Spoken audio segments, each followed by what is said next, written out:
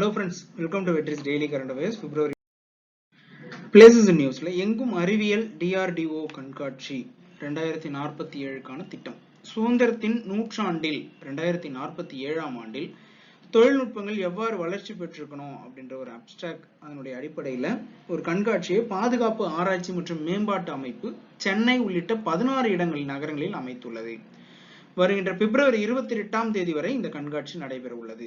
India சுதந்திரம் அடைந்து 75 ஆண்டுகள் ஆனதை குறிக்கும் வகையில் கொண்டாடப்படும் சுதந்திரத்தின் அம்ருத் மகோத்சவ் விழாவை ஒட்டி எங்கும் அறிவியல் என்ற நிகழ்ச்சி. இப்போ இது கொஸ்டின் நமக்கு எப்படி இருக்கும்? எங்கும் அறிவியல் நிகழ்ச்சி எந்த அமைப்பால் நடத்தப்பட்டது? DRDO. அவங்களுடைய முக்கியமான நோக்கம் அப்ஜெக்டிவ் என்னவா இருந்துச்சு? 2047க்கான தொழில்நுட்ப வளர்ச்சி எப்படி இருக்கும்? எத்தனை பகுதிகளை நடத்தியிருக்காங்க? 16 நகரங்கள்ல சென்னை, தில்லி, ஆக்ரா, பெங்களூரு உள்ளிட்ட இந்தியா முழுவதும் உள்ள 16 பெரு நகரங்களில் DRDO இந்த கண்காட்சிக்கான ஏற்பாடுகளை செஞ்சிருக்காங்க. பிப்ரவரி 28ஆம் தேதி இந்த கண்காட்சி நடைபெற போகுது. சயின்ஸ் அண்ட் டெக்னாலஜில IIT மெட்ராஸ் NIO2 அப்படின்னு சொல்லக்கூடிய national institute of ocean technology தேசிய கடல்சார் தொழில்நுட்ப நிறுவனம், இந்த ரெண்டு நிறுவனமும் சேர்ந்து ஓஷன்ஸ் 2022 பெருங்கடல்கள் 2022 அப்படின்ற மாநாட்டை நடத்துறாங்க. அது 2 வருஷத்துக்கு ஒரு முறை நடக்கக்கூடியது conference, biennial event of global marine researchers, கடல்சார் ஆராய்ச்சியில் ஈடுபடக்கூடிய ஆராய்ச்சியாளர்களுக்கான மாநாடு 2 வருஷத்துக்கு ஒரு முறை நடக்குது. இப்போ இந்த வருஷம் IITயும் NIOTயும் நேஷனல் இன்ஸ்டிடியூட் ஆஃப் ஓஷன் டெக்னாலஜியும் சேர்ந்து கண்டக்ட் பண்ணியிருக்காங்க. எந்த 2 நிறுவனங்கள் நடத்துறாங்க, அதோட பேர் என்ன? ஓஷன்ஸ் 2022. யார் அதுல பார்ட்டிசிபென்ட்ஸா இருப்பாங்க அப்படின்றதெல்லாம் முக்கியம். பிளேசஸ் இன் நியூஸ்ல researchers discover new frock species, புதிய தவளை இனங்கள் கண்டுபிடிப்பு. ஆராய்ச்சியாளர்கள் தி ஜுவாலஜிக்கல் சர்வே ஆஃப் இந்தியா அப்படின்னு சொல்லக்கூடிய இந்திய விலங்கியல் கணக்கீட்டு அமைப்பு இந்தியாவின் மேற்கு கடற்கரை சமவெளிகள் பகுதிகளில் நன்னீர் நிலைகள்ல இருந்து புதிய தவளை இனத்தை கண்டறிஞ்சிருக்காங்க.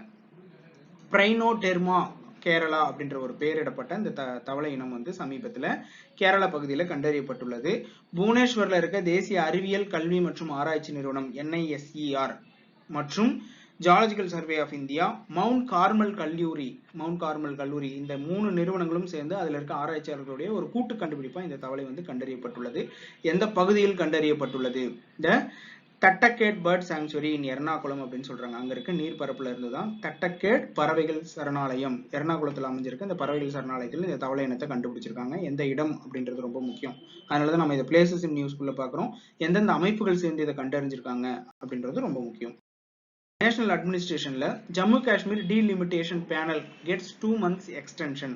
இந்த ஆணையத்திற்கான ஆயுட்காலம் அல்லது பதவிக்காலம் 2 மாதங்களுக்கு நீட்டிக்கப்பட்டுள்ளதா மத்திய சட்ட அமைச்சகம் தெரிவிச்சிருக்காங்க. இந்த பேனல் எப்படி செட்டப் பண்றாங்க? ஒரு மாநிலத்துக்குள்ள அல்லது இந்தியா முழுவதுமேக்குள்ள ஒரு மாநிலத்துக்குள்ள மட்டும் பார்ப்போம். அடுத்தது இந்தியாவுக்குள்ள எப்படி நடக்குது அப்படின்றத பார்ப்போம். ஒரு மாநிலத்துல ஜம்மு காஷ்மீர் மாநிலம் 2019ஆம் வருஷம் ஆகஸ்ட் 5ஆம் தேதி அந்த மாநிலம் 2ஆக பிரிக்கப்பட்டு 2 யூனியன் பிரதேசமா பிரிச்சுட்டோம். சட்டசபை உள்ள மாநிலமா ஜம்மு காஷ்மீரும், சட்டசபை இல்லாத யூனியன் பிரதேச மாநிலமா லடாக்கும் உருவாக்கியாச்சு. சட்டசபை இருக்க ஜம்மு காஷ்மீர் மாநிலத்துல தேர்தல் நடத்துறதுக்காக மாநில மறுவரையறை குழுவை சட்ட அமைச்சகம் ஏற்படுத்துறாங்க. இந்த மறுவரையறை குழுவுக்கு ஒரு ஓய்வு பெற்ற நீதிபதி அல்லது பணியில் இருக்கக்கூடிய உச்சநீதிமன்ற நீதிபதி தலைமை தாங்குவாங்க. இந்திய தலைமை தேர்தல் ஆணையர் அதுல பங்கு வகிப்பாங்க. அந்த மாநிலத்தின் தேர்தல் ஆணையர் 3 பேரும் சேர்ந்து இந்த ஆணையத்தை வழிநடத்துவாங்க. அந்த மாநிலத்துக்குள்ள இருக்க MPக்கள் MLAs முன்னாடி தேர்ந்தெடுக்கப்பட்ட எல்லாரும், அதாவது ஒரு சப் மெம்பர்ஸ்னு சொல்ற மாதிரி அது கூட சேர்ந்து பணியாற்றுவாங்க. இப்ப இந்த ஆணையம் ஜம்மு காஷ்மீருக்காக 2020ஆம் ஆண்டில் ஏற்படுத்தப்பட்டது. ஜனவரி மாதத்துல தலைவரா ரஞ்சனா பிரகாஷ் தேசாய், RP தேசாய் அப்படின்னு சொல்லக்கூடிய ஒரு பெண் நீதிபதி பணியாற்றாங்க. தேர்தல் ஆணையத்தோட தலைவர் சுஷித் சந்திரா பணியாற்றாரு. ஜம்மு காஷ்மீரோட தேர்தல் ஆணையர் இதுல எக்ஸ் அபிஷியோ மெம்பர்ஸா ஒரு ஒர்க் பண்ணிட்டு இருக்காங்க. 5 ஜம்மு காஷ்மீரோட MPக்கள் இதுல பணியாற்றிட்டு இருக்காங்க. இது மாநிலத்துக்குள்ள ஏற்கனவே 83 MLA சீட்ஸ் இருக்கு. அதை 87ஆ உயர்த்துறத பத்தி இந்த ஆணையம் பரிந்துரைகள் கொடுத்திருக்காங்க. அது அனைத்து கட்சிக்குமே கருத்து தெரிவிக்கிறதுக்காக வழங்கப்பட்டுள்ளது அப்படின்றதெல்லாம் இப்ப இருக்க ரீசன்ட் நியூஸ். இந்தியாவுல தொகுதி மறுவரையறைகள் எப்போதெல்லாம் ஏற்படுத்தப்பட்டிருக்கு?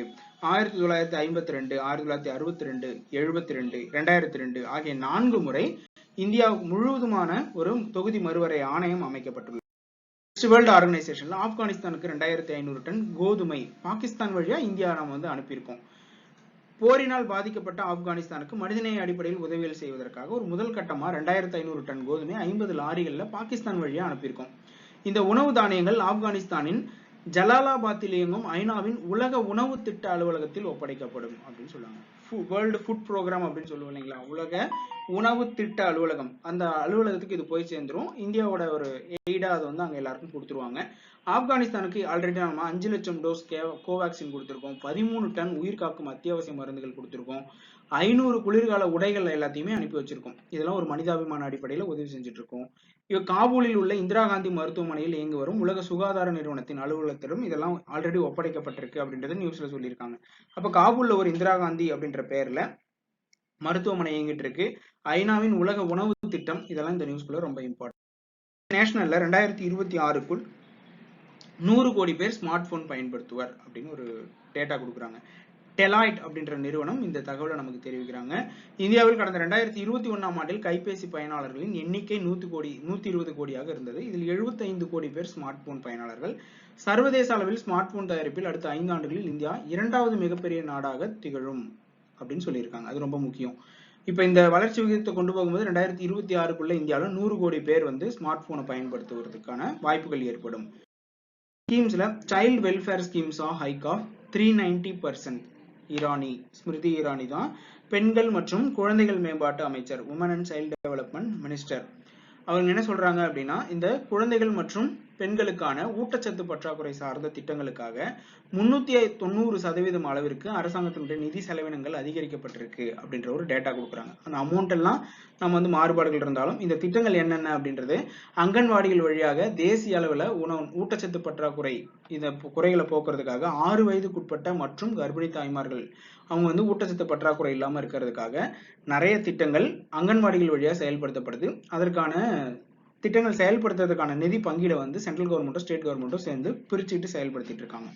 அந்த வழியில செலவு பண்றது எல்லாமே இப்ப நாங்க அதிகரிச்சிருக்கோம் அப்படின்ற டேட்டாவை தான் கொடுத்திருக்காங்க. டிஎன்பிஎஸ்சி தேர்வுக்கான தினசரி நடப்பு நிகழ்வுகளை உடனுக்குடன் அறிந்து கொள்ள எங்கள் சேனலை சப்ஸ்கிரைப் பண்ணுங்க.